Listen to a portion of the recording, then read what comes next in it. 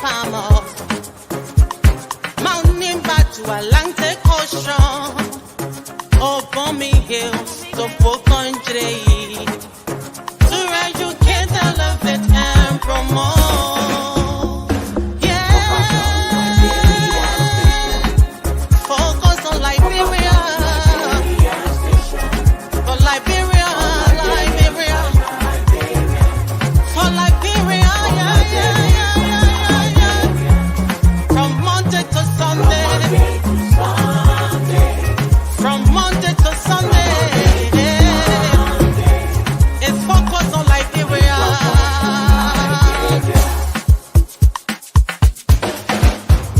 Talk about home affairs. Hey. In diaspora. Current affairs. Reliable information. History. Talking about culture. Politics. Education. Entertainment. Business. Sports. Advertisement. Articulation. Focus on Liberia. Focus on Liberia. Focus on Liberia. From Monday to Sunday. Focus on. Hello, ladies and gentlemen. Welcome to Focus on Liberia. This is the Liberia History Channel. We are broadcasting from Atlanta, Georgia. History we learn in grade school is the study of past and present events. So we've been talking about past events. We've been talking about events that happened long time, even before 1822 or 1847. Today, we're going to bring it a little closer, 1954. That's the Liberia we want to talk about. What was happening in Liberia 70 years ago? What Liberia looked like 70 years ago? What was the economy like? Were people doing, my mom told me about the barter system. You give me salt, I give you pepper. What were they doing in 1954? 1954 is so old that we can't remember. We still got people born 1954 who are living. Some people who were big enough, they are here. So we want to talk about 1954 Liberia. What do you know? If you are going to watch us tonight, what do you remember? What did your parents or your grandparents tell you about 1954? It's been 70 years since that time. Who was in power in the first place? Who was president? Right. Who was your representative? Who was your superintendent of your county? Mhm. Who was doing what 1954? What would 1954 Christmas look like? Well, to talk about all this, we have called Fahnbulleh, or it's called yeah. Welcome. Yeah, we do this all the time. Yeah. So, And the thing is call name because call got a big sister called Kakempa, and then this is called Ye. there's so many calls. We got call Kagengpa, we got call Ye, we got call Mina call Maka again, call Maka, y'all. They plenty. Welcome, call. Let's be back to talk about Liberia in 1954. Yeah. It's not too far, it's not too old, it's not too young. So it's a good thing to talk about. What do you think? I think it's a great thing to talk about. We have so many people that don't we have a short-term memory because we had such a devastating catastrophic event with the war. So there's not a lot of continuity of memory, and us also having such a big portion of our population kind of uprooted and taken from Liberia to various refugee camps and then on to other countries, Australia, the US, Canada, etc. And then even people being displaced internally and being relocated because of this catastrophic event. A lot of our memories, those of us who are less than 70 years old, less than 50 years old, people who are not yet 50 or 60 or even 40, might not have the same memories, right, about this far back. And imagine that most of our population is under the age of 30. So they really don't have a memory this far back. So Liberia, for a great majority of the citizens living in Liberia, who are, we're a very young country. I think the median age right now is 17. So just think about that. Most of them don't have any, knowledge or recollection of anything that was happening. They just even remember today. You always hear people say, "Oh, the first time since 1847 we got street light." It's the first time that this has ever happened, because they don't have a memory beyond 2003 or 1990, or depending on their age. And tonight, I also want to announce that the History Channel, people in the interior, as far as my town, they want to listen to it. So tonight, we're going to break it down small. So the thing I will say is plenty of bad things happen to us in Liberia that make people to forget plenty. For instance, the war, first it was coup, where, then after the coup, then they have another invasion, the war, and then a long war that took people, plenty of people went to exile, and new people were born, everybody, all the place chakra. So because of that, people don't remember plenty of things. So we will talk about 1954, which is not too old and is not too soon. At least people who were born that time, they still living. Anytime we lie or we say something wrong, they say, that one, we're not, you sure? So that's what we want to talk about. Also, we want, people like to say that Labrador band buy everything ugly. Sometimes they get on, they say, hey, they are the first time we ever get street light. That the first time this person to do this. The first, and the thing they're talking about, they don't know it, they're just guessing.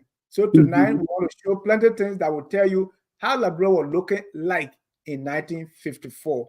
That's why we call the topic Liberia 1954. Call, what happened in 1954? Plenty of things happen. Plenty of things. This is 2 years before my mother was born, and my father would have turned 4 years old this year, 1954. My father was born 1950, mother in 1956. So this is an important year. It's somewhere, outside of the scope of my parents', memory, really, because my father's deceased. But even if he was living, he was 4 years old. So this is really a time that my grandparents would have been alert and understanding the world and environment around them. And for many people that are alive in Liberia today, this is an era of their great grandparents even. So this is, for me, going back, there's going to be a lot of pictorial references and things like that, but I've got a lot to share. We don't have a whole lot of time, so let's get to it. Lola Taba was president, Taba was vice president, 1954. Yes. So Talbert is the second vice president that served under Tubman, and he started in 1951. So he was vice president, of course, already by 1954. His seat was warm, and he was well on duty in 1954. So we're all familiar with William Talbert, and he became president after Tubman passed away in 1971.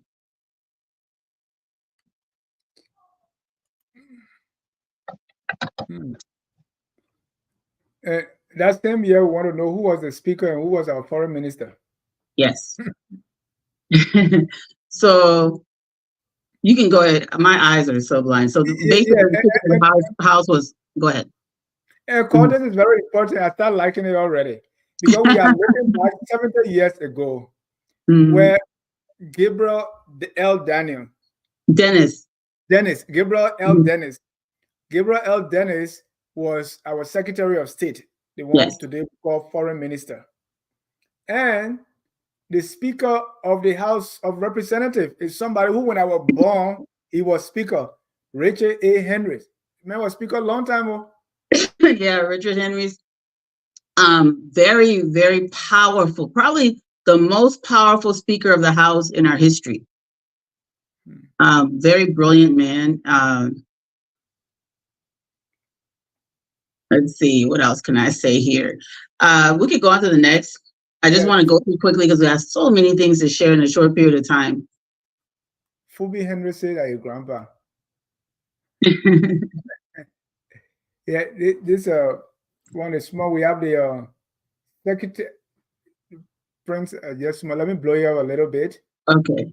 So we have the finance minister or the secretary of the treasury. And Yes. then we have So the very quickly, at this time, we didn't call our cabinet members ministers. At this time, we called them secretaries, and we called our ambassadors ministers, because that was what we had done. Because we're such an old country, we were basically using the language of the 1800s. The United States still refers to their cabinet officials as secretaries. Liberia did that until very recently.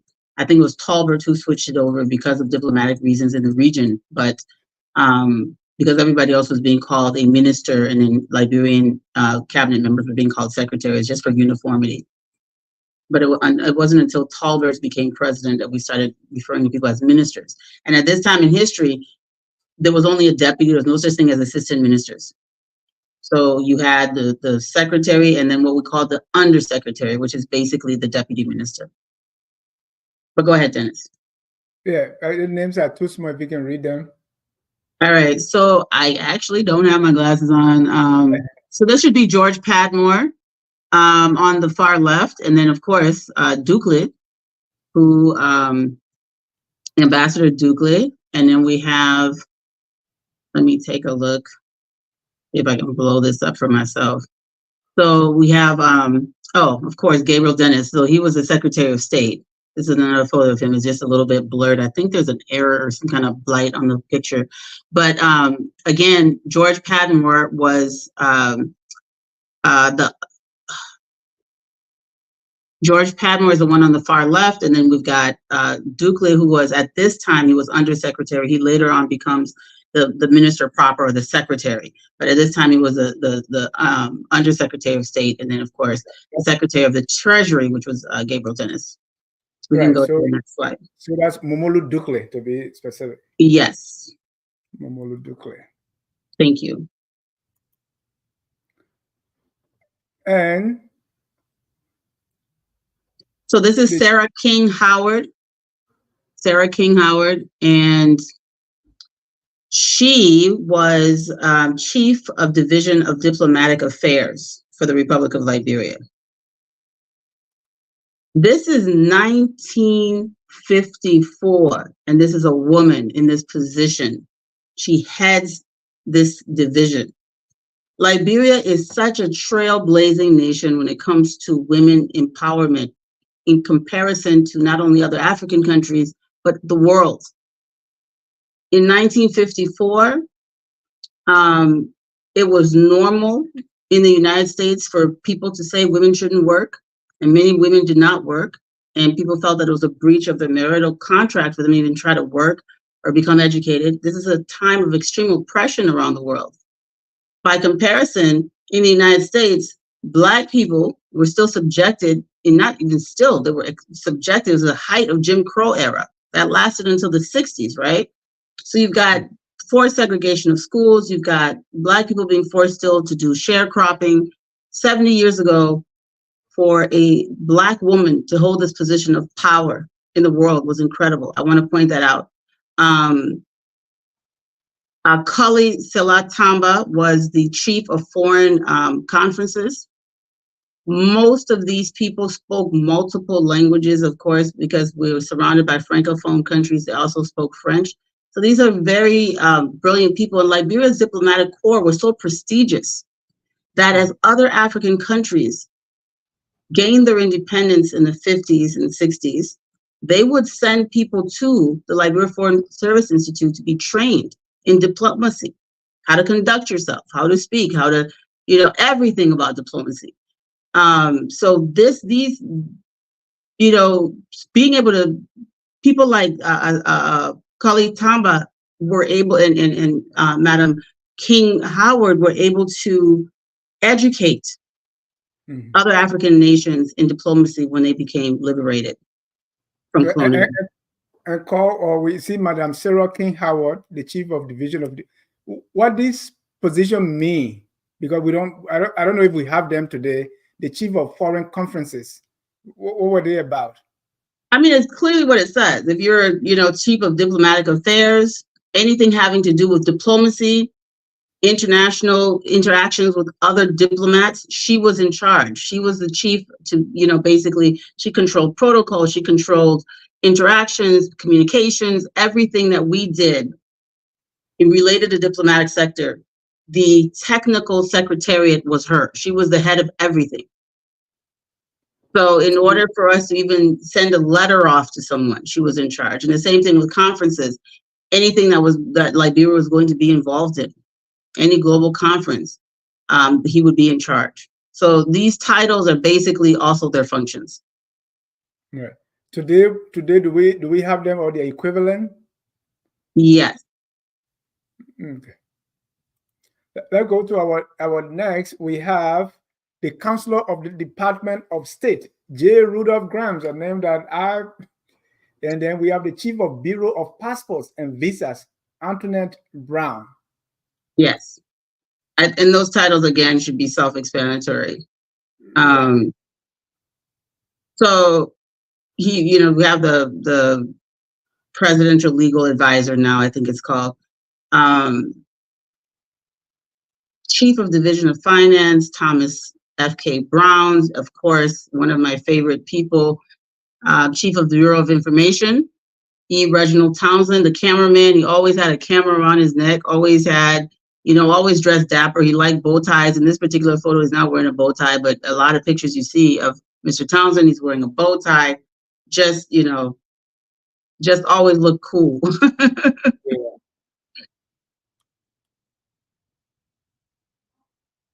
So we can go to the next slide, Dennis. We have the prominent designated to the UN. Yes. Richard S.S. Bright. Yeah, so that's Richard Bright, smiling. I like the fact that he took his picture from a side profile. That's kind of cool. Unusual for that time, right? Right. So. And I like the fade. Yeah, and this time in history, these people faced such tremendous racial bigotry and hatred as they traveled and represented Liberia. Most of Africa in 1954 was still in the trenches of colonialism, barely coming out. The Caribbean, the same. And African Americans, Africans in Europe, had very few rights that were recognized and respected. And here are these men sitting at tables with the people who run the countries that oppress the world and sitting at their table as equals. They didn't like it. But one of the things I will say is the dignity and the grace in which they represented Liberia is just amazing. You talk about holding up your head and maintaining your dignity and composure in the face of tremendous adversity. This is what Liberia was. We were a beacon of hope for all of the African people in the diaspora around the world, on the continent. Because what these guys were doing, they were trailblazers. What we take for granted today, they beat the path for the rest of Africa to walk on. We have to understand this as Liberians. Let's go. And Carl, I also want to point out, because you raised a very important point, at this time, Nigeria is not an independent country. Yeah, we don't have a lot of countries in Africa in 1954. Right. We got Ethiopia, we've got, Ghana. Right. So there's not a whole lot going on, but people, it's right at the dawn, it's right at the dawn, the dawn of the anti-colonial movement. So, but we are at the beacon. If Liberia can do it, we can do it too. Look, Liberia has their own president. Liberia has their own diplomats. Liberia. So we were the beacon of hope. We were the lone star on the continent that everyone was looking to. So if there was a United Nations conference, we win. The rest of the people, no. And we literally represented Africa. Wow. For many, many years. For many, many years. We spoke up for Africa for many, many years. And this one, This an is just a artist. random picture that I love from 1954. He's an artist, and this is his wife and child, and they're posing with some of his artwork. In 1954, artists like this, people who did these brilliant handcrafts, they had such a market for them. They used to make decent living wages. They could send their children to school because they charged good prices for these works of art. We had some really talented artworks. We did a whole episode on one of the doors and the wood carvings that were done by Yidigan. But this particular gallery and the work that he was displaying, this is near the mines. So you had a lot of foreigners that would pass by and patronize their business.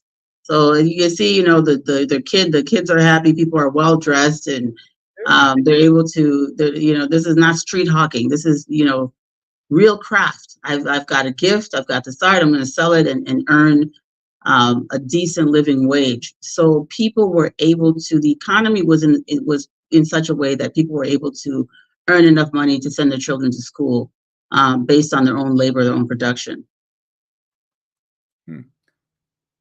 Now I present the winner. Yeah, so this is a track and field event in that. Cripmount County, the winner of this track and field, 1954, May 19th. Yeah. So Albert Massaquoi was the winner. He was like, of all of the track and field events, he came in, he topped 4 of the events. So they put him on the cover of a magazine called Liberia Today, and it was published in 1954. So and distributed all over the world, libraries, for universities, everywhere. So one of the things Liberia did, their administrator. So this is Reginald Townsend's work. He would distribute all of this good news about Liberia all over the world. University libraries, diplomatic offices got copies of publications that were printed by the government on a monthly basis. Now, so imagine you're in France, and you walk into the Liberian embassy in France, and here every single month you get a brand new publication. So when I said Reginald Townsend was about it, that's what I meant. He got stuff done. And so everybody around the world constantly knew about Liberia, and including other African countries, which is very important also, because we keep saying this was a beacon of hope. So they're always pushing all of this stuff to everybody.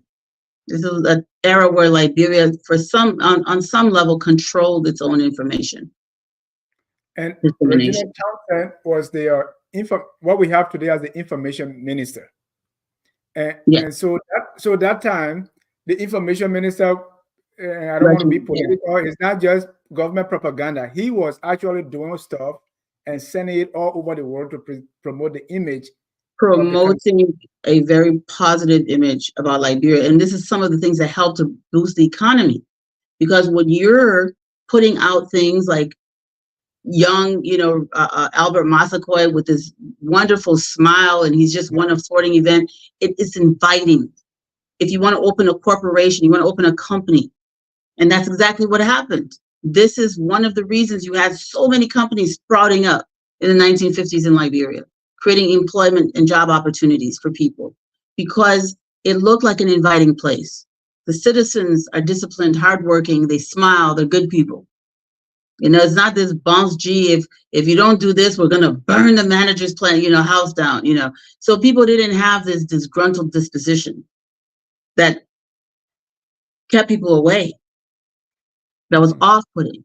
So these are the kind of things that invite people, make people think. It also encouraged tourism. This was a time tourism was booming in Liberia. So even people Africans who worked in these oppressive colonial regimes, the ones who were able to and had the means to work, because colonialism also employed Africans, right? They would go to Liberia on vacation. This was a vacation hub for a lot of people, not only in Africa, but around the world. So besides investment, you had tourism. 1954 was a great year for tourism. You can go to the next slide, please. So there were publications, national sports meets. They would, everything that was happening in the country that was exciting, that was good news, would be put out for the world to see. And then it would be inviting more of it, right? Because the more you promote Liberia, the more people were happy to come.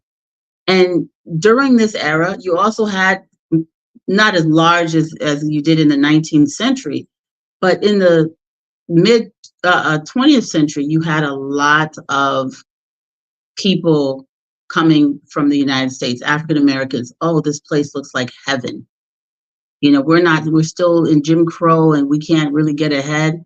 And I graduated from medical school and it's difficult on me. Well, I'm going to go to Liberia. So in the 50s and 60s, we also had an influx of very skilled, highly educated people that came from the United States, teachers, doctors, professionals. And some of this is the reason, the way it was promoted. They would look at these images and see the kinship in our people and wanted to come and participate and be part of the Republic. We can go to the next slide. More sports. Yes. So 1954, Antoinette Tubman Stadium. And it was brand new. It was brand new and shiny, and this is where everybody would congregate for sport, not just track and field, but people did soccer and other sports as well. Amazing, isn't it? So this is a surgical room at the government hospital, and this is brand new in 1954. A new surgical room with all of the equipment. And government hospital meaning JFK? I'm not sure. It just said government hospital. I don't believe it was JFK yet. Okay.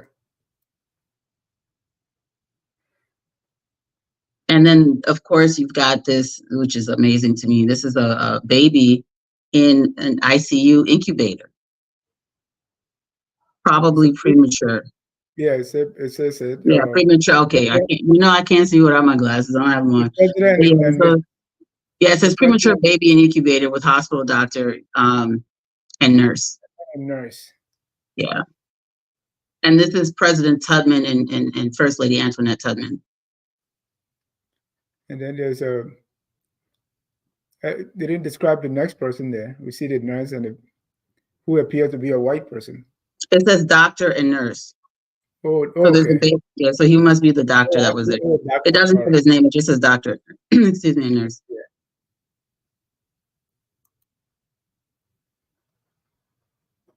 This looks like a fire truck. No, this is a mobile. This is a mobile dentist. Okay.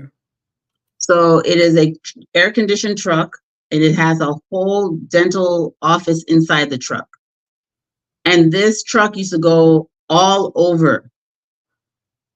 So it would go as far as Buchanan. It would drive to Kakata. It would, where there was road networks, this is where this would go. So Phoebe, all the way to Phoebe and all the way to Buchanan. That's, if you look at the tires, it was a truck because it was meant to go on all kinds of roads.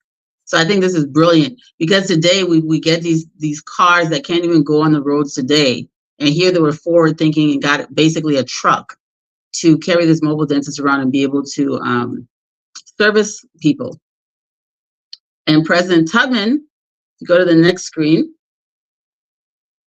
he was the first to try it out, to tell the citizens it's perfectly safe. Get your teeth taken care of. It's very affordable. Government is subsidizing this for the citizens. And I'm going to be the first to get my teeth cleaned in this mobile dentist chair. And they bragged about how it was nice and air conditioned. The cool breeze will be blowing you. And you had Dr. J.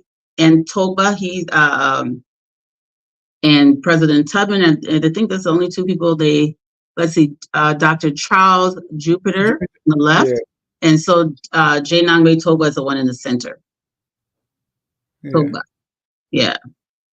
J. and Togba. I said Nangbe, sorry, JN Togba in the center. Could be Nambe or Nambo. Yeah. So you have Major Joanne Martin, USAOM Liberia health educator, speaks on World Health Day program sponsored by Liberian Nurses Association. Yeah. So I also want to say, yeah, so this is, again, Liberia Nurses Association we had so many well-trained nurses in the country. Many of them were trained in Phoebe and at various government hospitals. Our nurses would also service people from neighboring countries. People would come to Liberia from Sierra Leone, from Guinea, from Ivory Coast to get medical attention. So we have a long history of having very good, competent nurses. And I also want to say government hospital at the time was not JFK, because JFK didn't open until 1971. It was opened just, I think, in 71, and they started building it in the 60s. So it took some time for it to be complete and open. Okay. So JFK is much newer. Could be that that one on the bypass. The maternity, no, maybe not. No, yeah, that's maternity center. Couldn't be. So we can go over some of these notes. These are just quick highlights from 1954, 70 years ago. The school children, go ahead, Dennis. The school children of Liberia have raised a fund of several $1,000s to aid European flood victims. The Liberian Trade exhibit has recently completed an extended stay at Miami, Florida, where it was on display at the Miami Public Library. William E. Dennis, Secretary of the Treasury, Liberia, is at present in the United States on official business. Then another note says, Ambassador Simpson attended the first formal dinner and musical evening given by President Eisenhower at the White House for the chiefs of diplomatic missions. Yes. So we were doing big things. Liberian school children. So the economy was such that kids in school could do fundraisers to help flood victims in Europe. And I love that E. Reginald Townsend puts this in his propaganda notes and sends around, because in your face, our children in Africa are raising money to help people in Europe.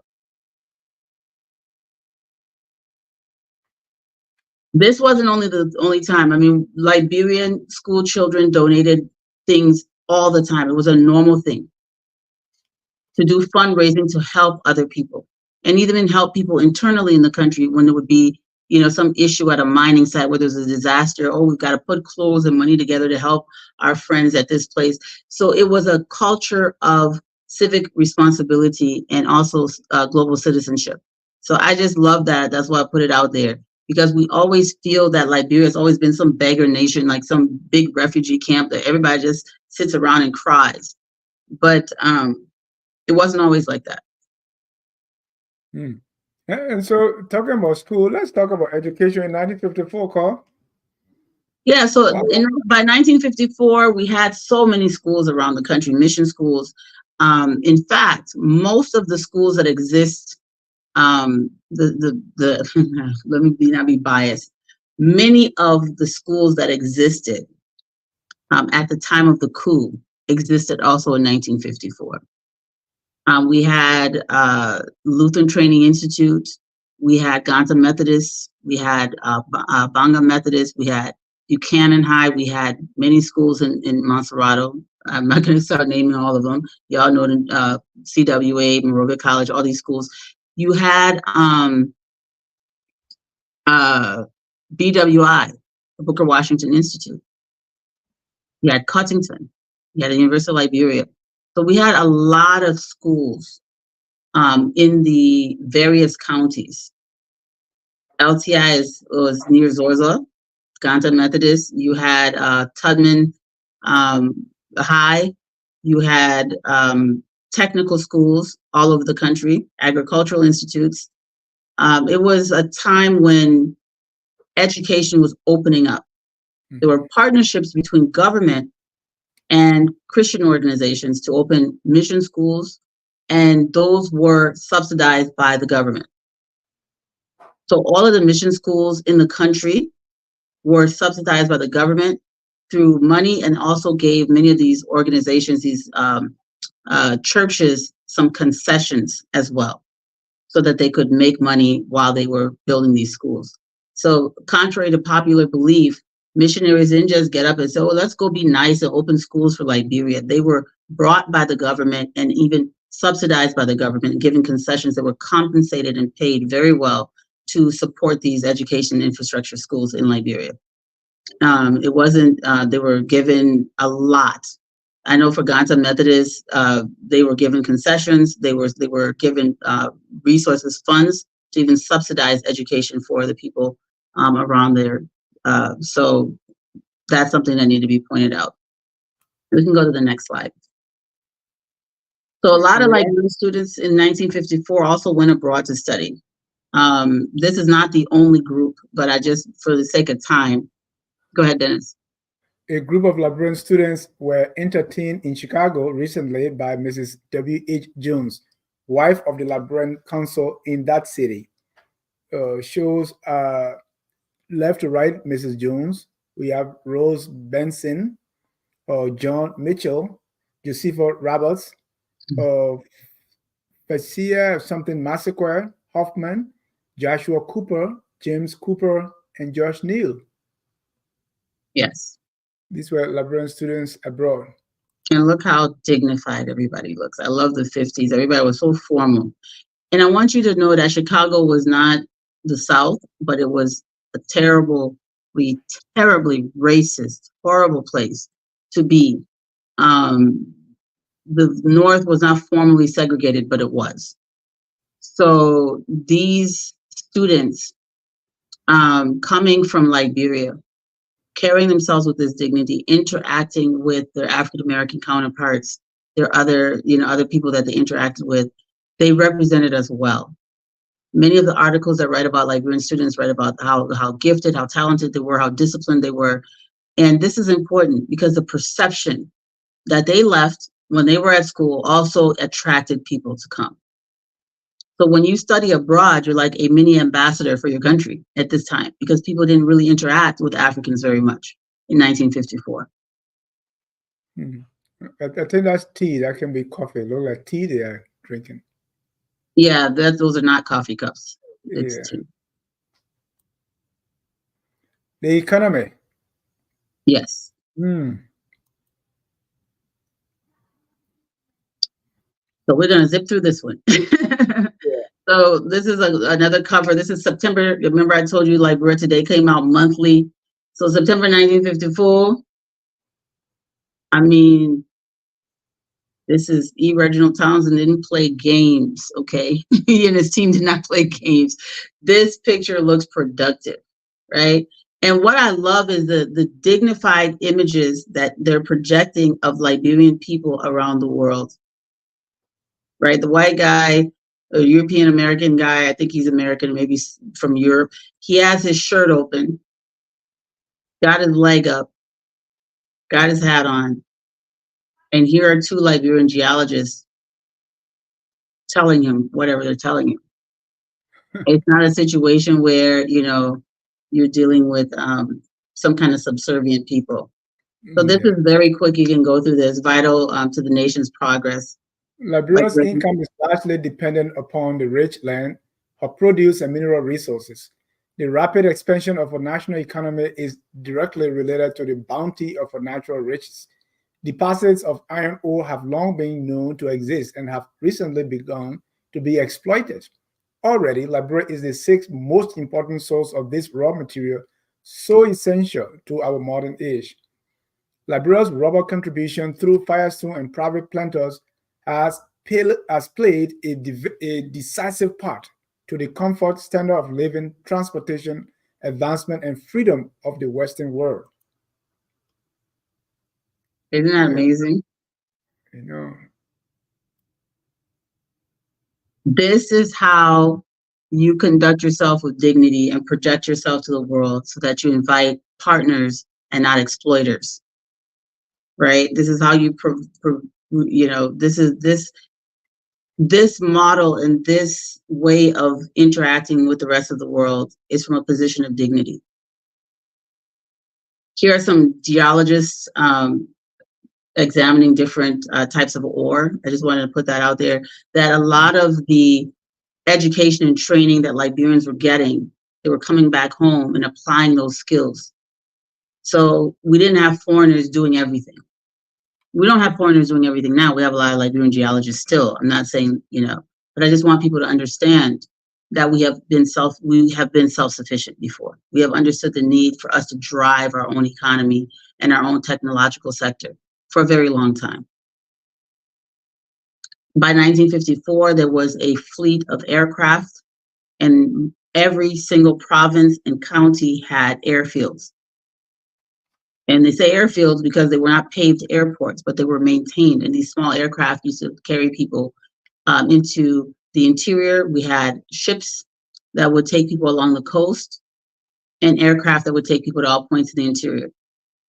So you could be in Monrovia, you could go to Spriggs, Spain, get on a plane and fly to Zorzor, fly to Yekepa, fly around. You could even fly to Harper if you didn't want to get on a boat to go to Harper. It was faster. Fly to Robertsport, for example, because this is an advance of very, very good road infrastructure. There are some roads, but this made it much easier. So we had domestic airlines were a big thing, both for government use and for private use. Private citizens can still access domestic aircraft, but it was just more prominent back in the 50s than it is today. And one of these landed in my home all the way in Dodwakan at the mission there. I'm not sure of 1954. But in 54, they definitely were going to Sino.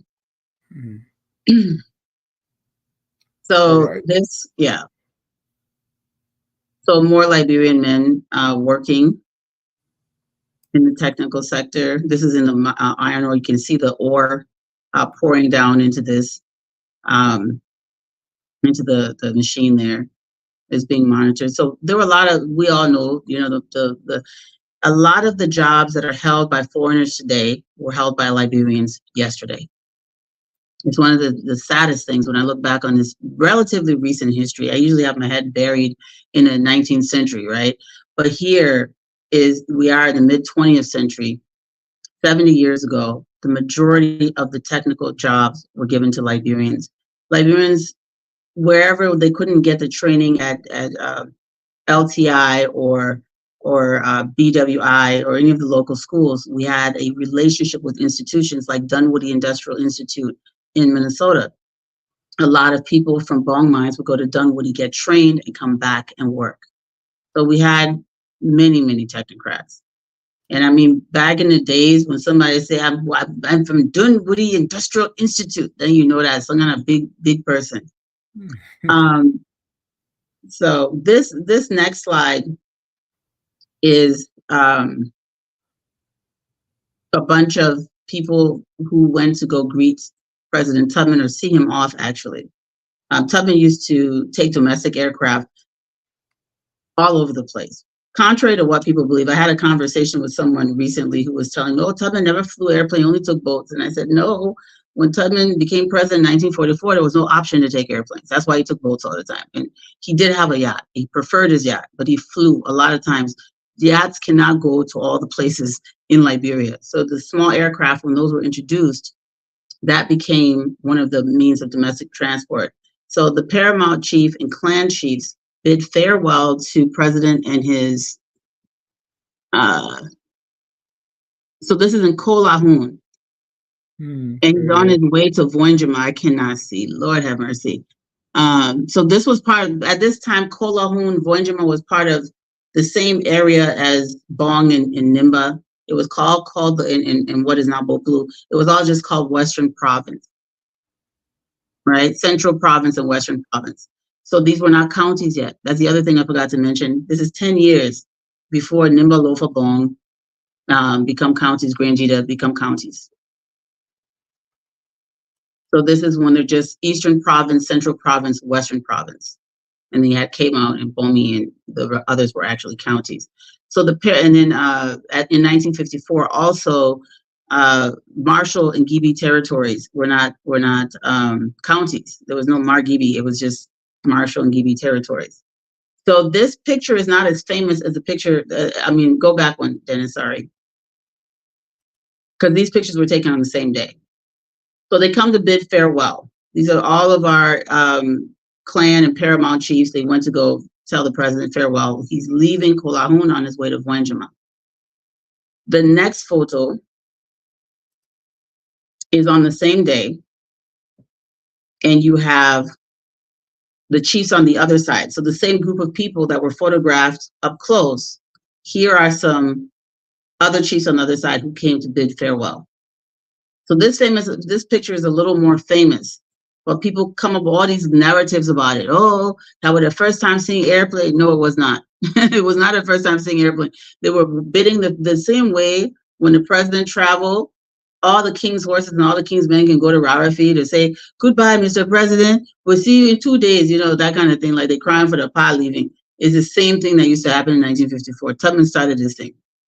So everybody got to go to the airport or to the airfield and bid farewell to the president. That is what this is from. And it's not the first time an airplane had gone to Kolahun. It was not 1954. So people should just use their minds of that. This photo is just depicting them paying their respects to the head of state as he came to visit them. We can go to the next screen. So I just like this picture. This is Tubman seated here, Lorenzo Simpson. And Tubman's office always has this photo of President Roberts hanging in the background. So they are discussing some kind of blueprint for a bridge that they're planning. That's what the subtitle says. Some bridge projects that's being planned, and they wanted to show it to the president. We can go to the next slide, please. There's also firewood economy. So in 1954, we were not really doing the coal as much. This was what a lot of local businesses were doing, was fire coal business. So people would bring the firewood to a central location, and people would come and purchase it and then go and sell it. So it would come from the interior in trucks, and then people would then disperse it in Monrovia at various markets. People could go buy the firewood. So these are all economic things that were happening. And also, of course, Firestone. You can go ahead, Dennis. You can stop at the United States. You don't have to read past that. Go ahead. So, the world's largest. Today, the plantation at Habel near Robertsfield is the largest in the world. It contains 400 miles of roads, a coastal shipping operation and service harbor, telephone and power lines, hydroelectric plants, and a radio station powerful enough for direct communication with the United States. Yeah. We say this on the History Channel all the time. At the time Firestone was constructed, it was the largest plantation in the world in human history. This is a big deal. This was Liberia, right? We have the largest agricultural project on the planet was located in Liberia for a very long time. We can go to the next slide. And so a lot of construction of homes, of schools, businesses was going on, and the engineers and architects, the technocrats were Liberian experts. By 1954, we had many, many trained masons and people in the construction trades. We can go to the next slide.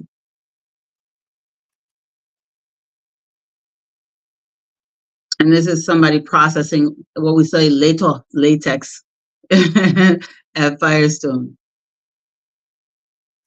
You can go to the next one. This is a display that was at I think it was at I can find out. So this was a display in the United States. I'll tell you exactly where it was shortly. But Los Angeles, it says. Yeah, that is not where it was. That's just what the library stamped on this digital photo. But it was, I'll let you know. But anyway, this was on display. And basically what they're doing is East River Savings Bank was promoting all of the industrial and economic, advances in Liberia, also opportunities for investment. So this was on display for quite some time. And one of the things that I find amazing is that what we're doing today is not even as sophisticated as this, right? We have conferences, and you come pay. We have an investment conference in Canada. Well, we had these things. We had our fingers, our hands, our tentacles everywhere. So people we were calling people to us. People were not calling us to them.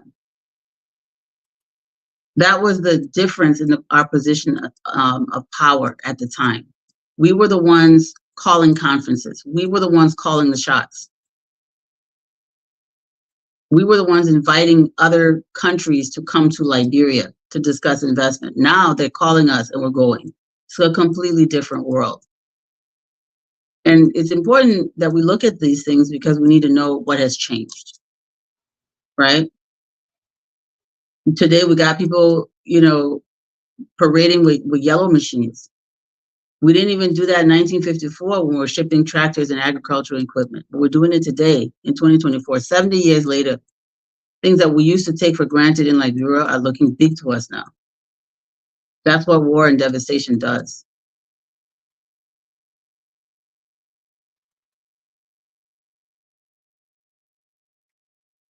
It's another display. So these were conferences held in Liberia to discuss. No, this was in the States. I just can't remember the name of I'll find out for you. We can keep going. We can go back to it when I find it. Mm. So yeah, this was on display in the United States to kind of promote Liberia and to basically showcase what we have. And here's another article that I found: Liberia to aid American coffee consumer. Don't you love the title? We're going to aid the American coffee consumer. We're looking for buyers. Yeah. We're not looking for people to come and exploit us. We're looking for customers. We've got the commodity. You're going to buy it from us. This is dignity. We won't see this. I have not seen this kind of headline in the last, I don't know how many years. I've not seen this headline, I don't think, in my lifetime. Since I've been able to read, right? And it's Liberia to aid American coffee consumer. This is how we marketed our business. We were not say, "Oh, y'all can't help us. Y'all can't help." We were helping ourselves. We're looking for customers. We weren't looking for saviors. Yeah. We can go to the next slide. The Chargé Affaires William A. David is offering to meet with U.S. Secretary of Commerce and the president of the National Coffee Association to explore ways by which Liberia coffee production can be expanded in cooperation with the American coffee industry. Councillor David reported that efforts are being put forth by the Liberian government to upgrade coffee and thus regain all coffee markets of the world.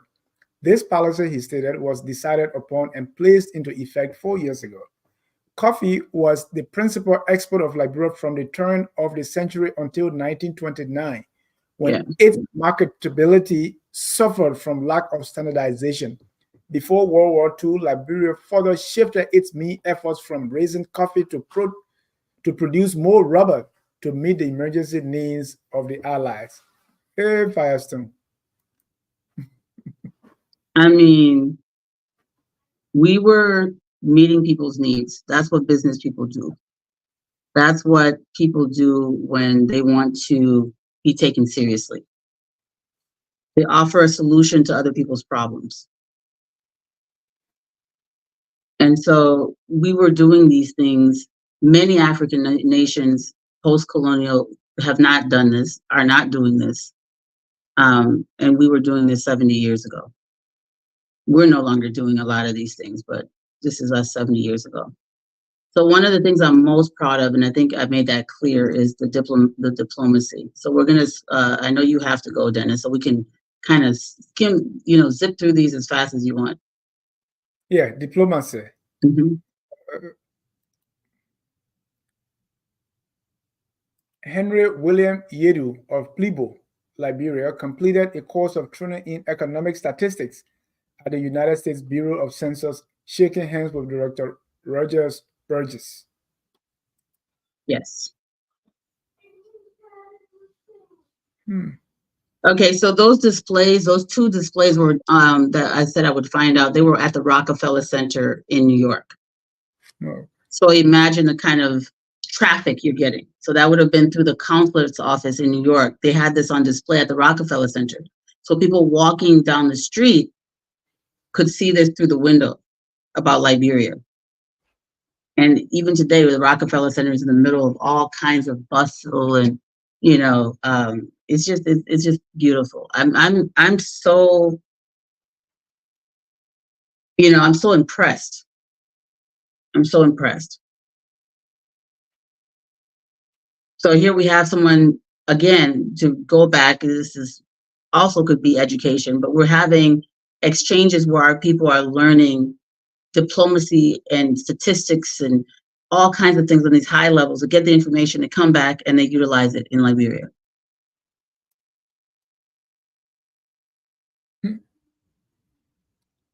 Yes. Picture with the diplomatic corps in Port-au-Prince, Liberia Minister to Haiti Josh Brewer, Haitian Foreign Minister Pierre Latour, Under Secretary Ducle, Mexican Ambassador Torres Talavera. So Haiti is our big sister. We've had diplomatic relations with Haiti since 1847, since we woke up, right?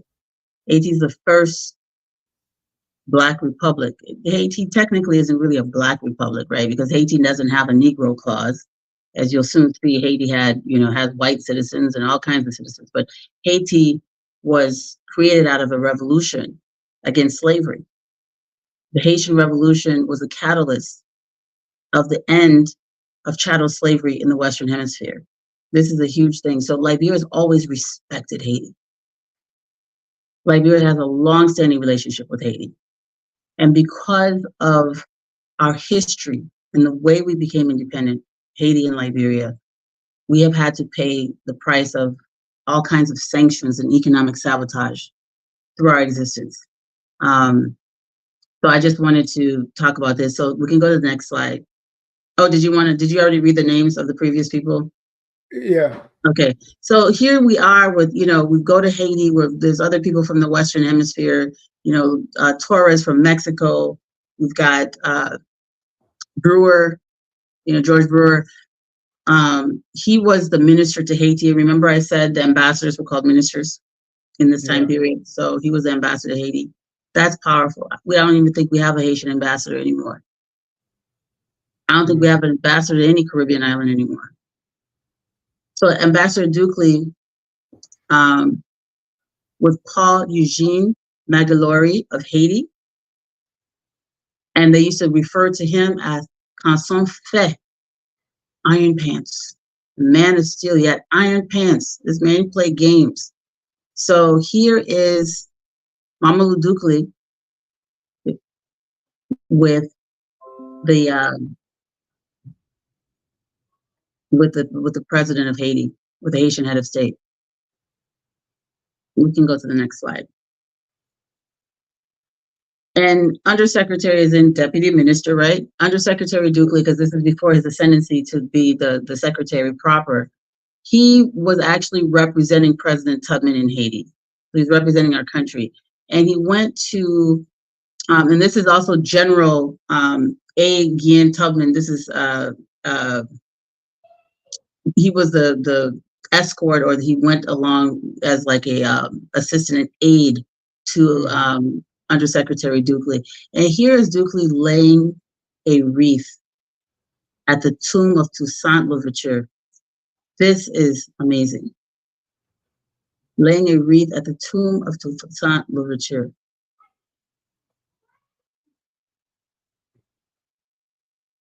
honoring the Haitian Revolution, honoring Haiti's sovereignty. So Liberia, this is your history. This is who we are. We can go to the next slide.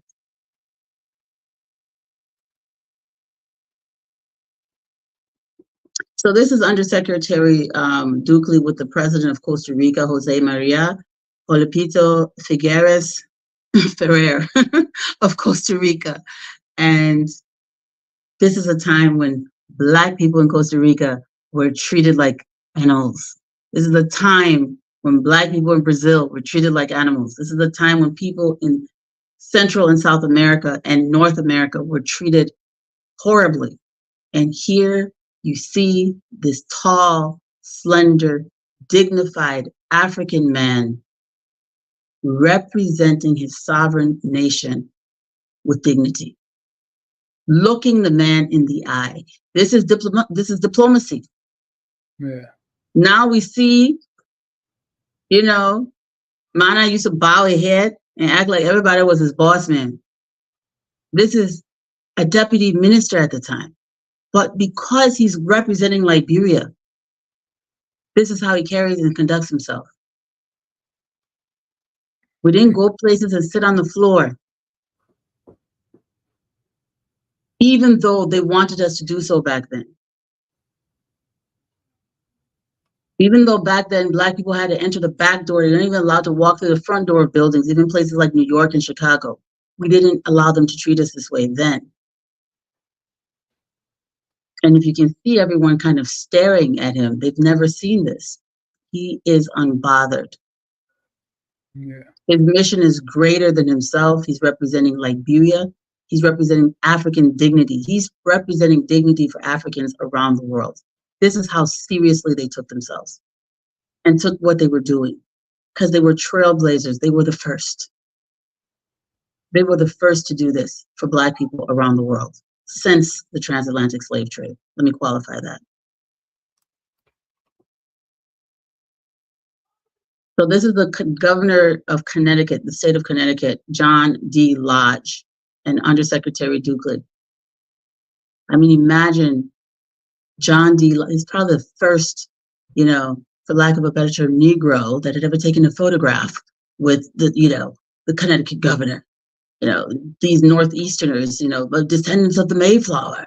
And here he is, Dukley. Does he look like somebody who doesn't respect himself? That would sit and let other presidents and dignitaries pet his head? He did well. This is class. He was a class act. He and Cecil Dennis are my two favorite. You can go to the next slide. No, Dukley not playing. Yeah. I mean, you talk about somebody representing his country with the utmost dignity. Here he is with the Chinese ambassador and the Japanese ambassador.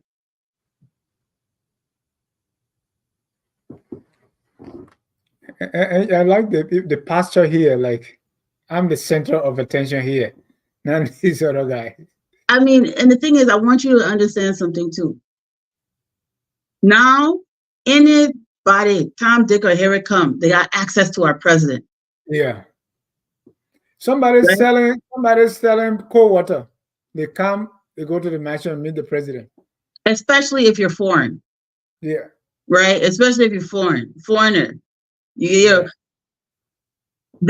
Tubman didn't open himself up to everybody. You don't see Tubman ambassador called me out, going to the U.S. Embassy. It never happened. It never happened. The U.S. ambassador could never summon even Dukley before you say the president.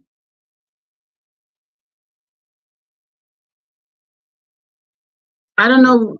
This is why we have to remember who we are.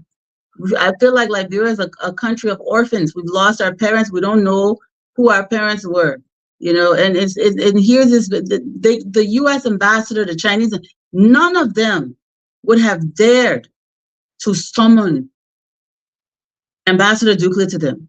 It didn't happen.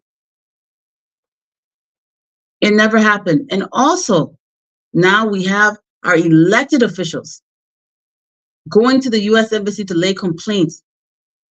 Oh, next day we can't run because of CCTV payment agreement. I mean, who are these people?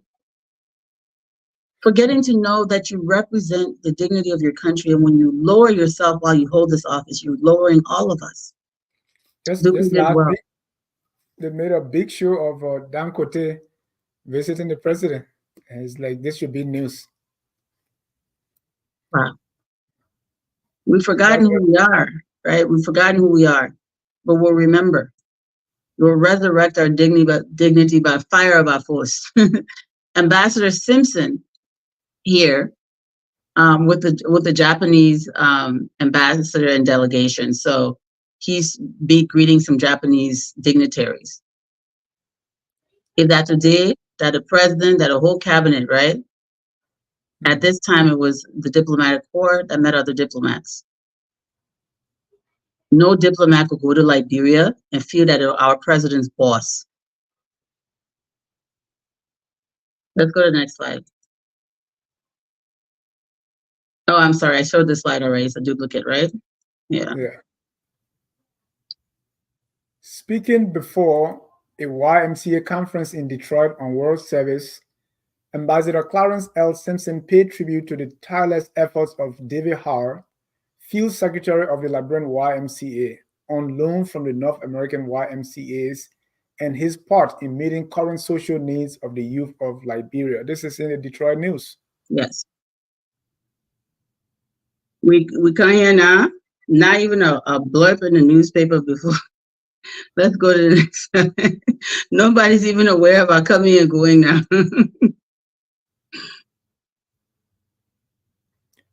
He's a poet. Yeah, Tolson. He's presenting a copy of the libretto for the Republic of Liberia. This is a libretto is a poem that he wrote for the Republic of Liberia. You can go ahead, Dennis. I got work. Next time I come on the show, I'll wear my glasses again. I took it off because of the glare, but I think I prefer the glare to blindness. So the poet Tolson presents a copy of the libretto for the Republic of Liberia to Ambassador Simpson for transmittal to President William V.S. Tubman in the presence of Dr. Mordecai W. Johnson, President of the Howard University, Dr. L.L. Harrison, President of the Langston University, Oklahoma, and Dr. Jacob L. Reddix, President of Jackson College, Mississippi, during the literary tea at the Liberian Embassy on January 11th. Yeah. Big deal. So, Carl, before we go ahead, now we're meeting these people, you know, Ambassador Dukley and the Undersecretary Dukley and the rest of it. So someone may ask, well, yes, they're shaking hands, but what? Give us a picture of the outcome of some of these things. What was our diplomacy like? I mean, they are shaking hands, they're meeting these people. So what came out of it? You're talking about our own citizen. This is McCain is Liberian. He's coming from CWA. Yeah, no, I mean before the pictures we saw with our ambassadors and the way they are presenting themselves. Someone will say, "Well, this is." So you don't have very many countries in Africa, right? So you got to make friends. You're making friends. You're networking with the world on behalf of Liberia and the very few, sovereign nations on the continent of Africa. You're negotiating for support on our policy, on our trade. There's so many things that ambassadors do. So people think diplomacy is about begging. It is not.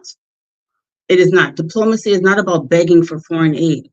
It's about interacting with your equals.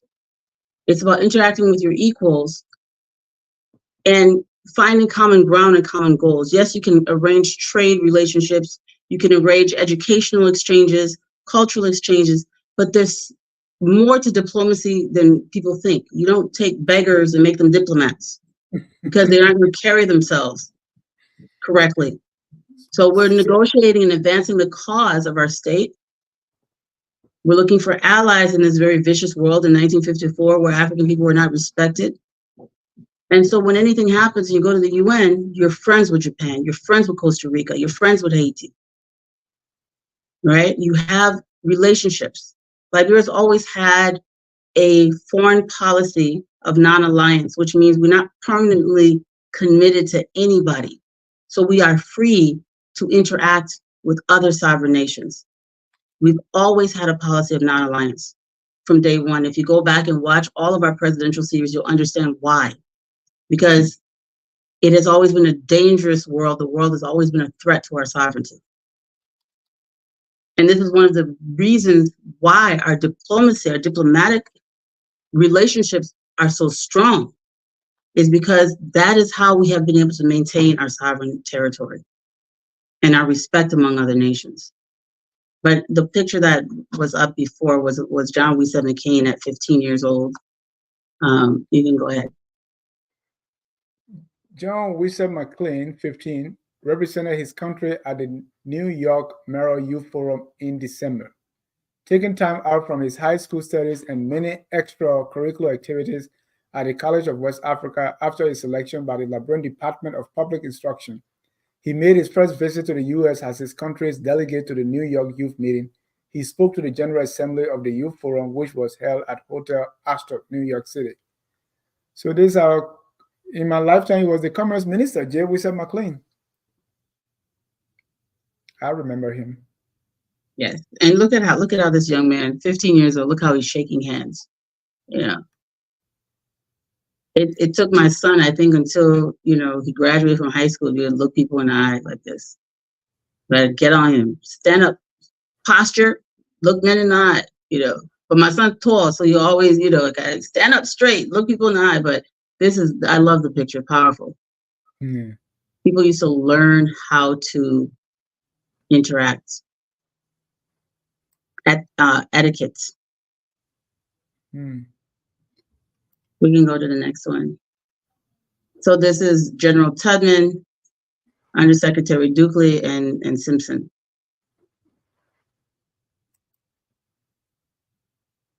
These are 3 of our embassies. This is Washington, D.C., London, and Paris. So Liberia owned this whole building that you see the flag on the far right in Paris. It's a brownstone. There's 3 buildings, but the lighter colored building was the Liberian embassy. We no longer own that building. It was basically sold after the coup. And then you have this building that we owned in London. So Liberia used to have a lot of real estate, diplomatic real estate that we actually owned all over the world. And those real estate assets were assets for the country. Unfortunately, they were liquidated in the early 80s, and we no longer have them. But today, these would be worth, a significant amount of money. I mean, millions and millions of dollars, especially the one in London and Paris. You can go to the next slide. 3 more of our embassies around the world. And if you go to the next one, that's our embassy in Sierra Leone. So, yeah. So that's basically the end of the show, just to kind of show you how much progress. Of course, we had much more to do in 1954. The country wasn't fully unified yet. We still had decentralized, more than half of the population was still decentralized, operating in a semi-autonomous manner under their traditional chiefs, who had command of the local frontier forces, who had command of everything, basically. And what would end up happening is by 1964, Tubman found it necessary to, first he had the hands across the country, which was a prelude to unification. And then everybody's got to be accounting. No more semi-autonomous. We're going to fully centralize Liberia. You have one president. You have one legal system. We are one. And so that was a very powerful and necessary move, the unification. Let read a few comments. Sure. Arthur said, thanks for the good history of Liberia. Irresistible Krua, Tay John Krua. I'm following from Liberia. Amazing presentation, says Carl. You are a true mentor and an asset to Liberia and the world at large. Thanks for the great job and your mentorship as well. And Carl, you continue to do a great job with the Liberia Leadership Academy. And I watched part of it today. I'm so proud of you. Thank you. Let me join. So Kra is one of our students. I don't know why he's awake because he's in Liberia, but Kra, thank you for watching. And I am likewise extremely proud of you and the way you grasp the material. Yeah, thank you so much. We were talking about the Liberian Government Hospital, Richard Brassi, I think that it went on Snapper Hill. Mad in Liberia, make a difference in Liberia. Say, my mother, Alberta Rick Akulasi, was one of those nurses when we were showing the hospital. Oh, that's nice. And he also said, we all students have to take $1 to school to support our soldier peacekeeping efforts in the Congo. So, how old are you? I'm just kidding. he should be maybe 60s or. Okay, so this is not 1954 he's talking about. Because I was gonna say there was no Congo, there was no Congo, but what's going on? Leopold. I'm kidding. Sam Wallo said, "Clear export roses and coffee today, and Rwanda export coffee." Sam was okay. So we're talking about the pictures. Yes, Sam Wallo said in 1954, because Under Secretary Dukley and the rest, he said, showing them and the way we were kind of talking good about them. Sam said, 1954, Black leaders in many places across Africa were not puppets with their heads being patted.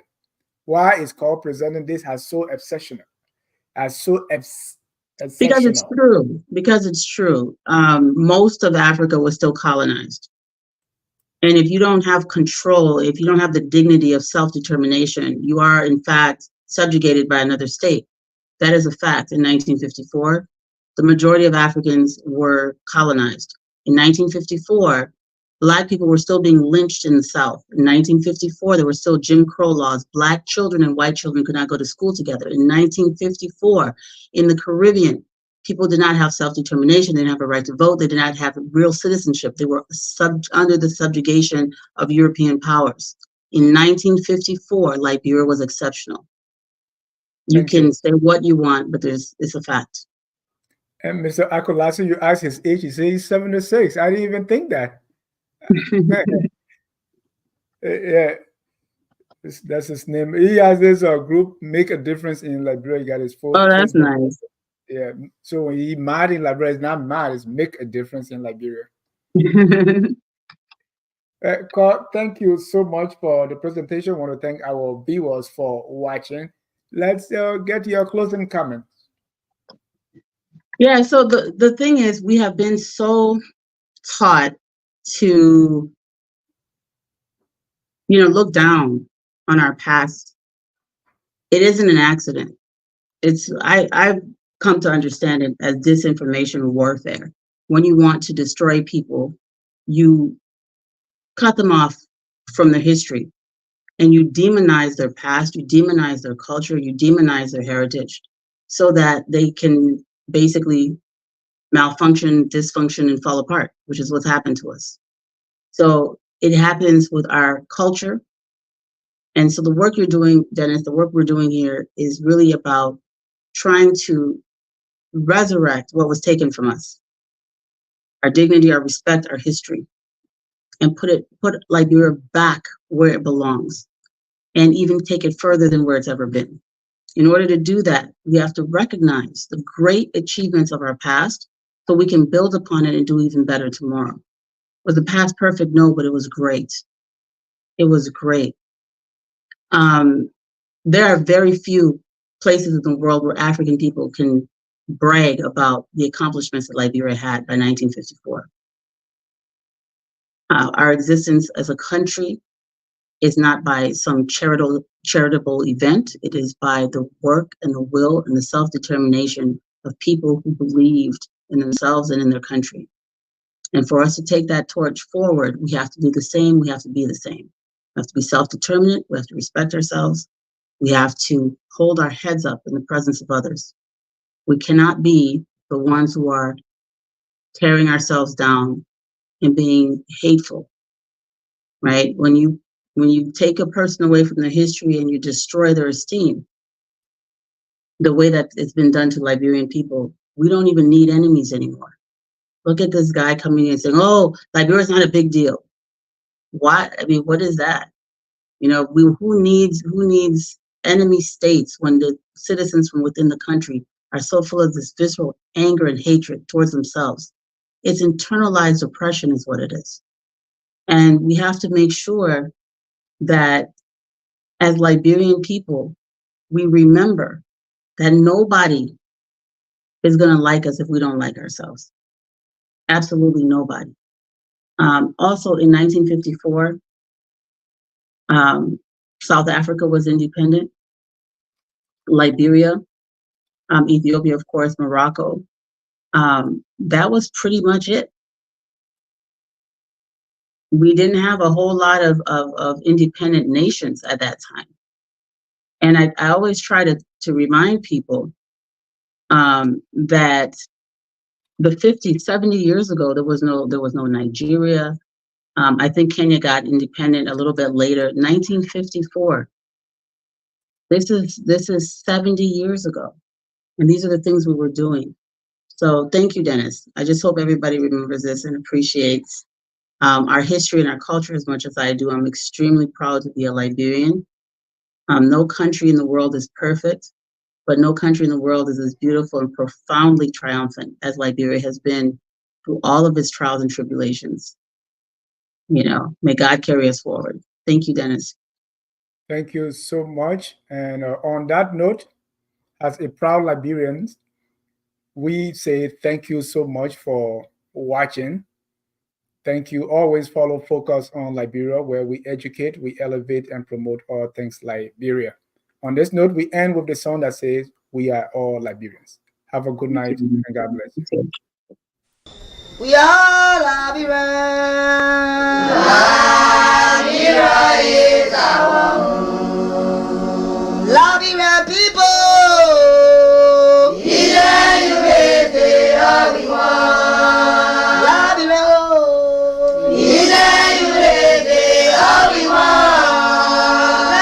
Liberia.